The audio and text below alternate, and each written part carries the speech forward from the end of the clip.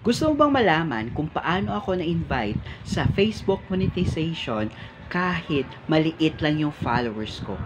Actually, yung followers ko is nasa 2,000 plus lamang. Yung old ways talaga to make money on Facebook is wala na.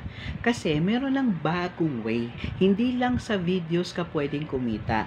Pwede na rin sa photos, sa text, at saka sa yung stories mismo. Ito na yung new way niya. Ito yung tinatawag na content monetization program. Pero dito right now guys, yung requirements is through invitation lamang. So dito guys, i-share ko sa iyo yung tatlong ways kung paano ako na-invite dito na pwede din mangyari sa iyo. First, i-make sure mo talaga na targeted talaga yung niche mo. Hindi lang kung basta-basta sino yung mag-follow sa iyo, kundi alam nila kung ano yung expertise mo. Kasi aanhin mo yung 100,000 followers ka, pero nakukuha mo is 25 likes lang. So sa ngayon guys, engagement is the key talaga dito sa Facebook. Second is i-increase mo yung post mo frequency. Kasi before, nagpo-post na ako once or twice a week. Pero ngayon guys, nagpo-post ako ng 2 times a day na ngayon.